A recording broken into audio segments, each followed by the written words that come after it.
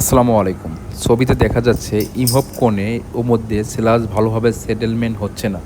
উপরে কিছু ভেসে আছে এবং নিচে কিছু আছে, মাঝখানটা ফাঁকা। সেলাস যাকে বলা হয় সেলাস ফ্লোট করছে, যা ইটিবি পরিচালনার জন্য একটি গুরুত্বপূর্ণ সমস্যা। এই সমস্যাগুলো কি আমরা জানবো। সমস্যার মূল কারণ হচ্ছে সেলাস ভাষার কারণ। সেই ক্ষেত্রে FM ratio, foot of micro organism ratio বেশি হলে, অতিরিক্ত কার্বন সোর্স বা বর্জ্য থাকলে, ব্যাকটেরিয়া অতিরিক্ত গ্রো করলে বা সেলাস হালকা হয়ে যায়, এর ফলে সেলাস ফ্লোট করে।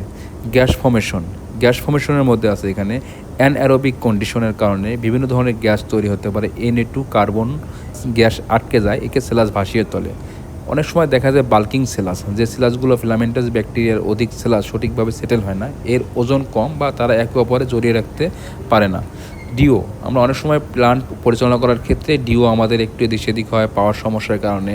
অনেক সময় দেখা যাচ্ছে যে আমরা ডিওটা ঠিকমতো মেনটেন করতে পারি না, এর কারণেও আপনার সেলাসটা ভেসে উঠতে পারে। এবং পিএইচ ভারসাম্যহীনতা, বাংলাদেশের ম্যাক্সিমাম ইটিভিতে বলে যে আমাদের পানির ইনলেটের পিএইচ কম থাকে, এই কারণে আমরা অ্যাসিড ডোজিং করি না।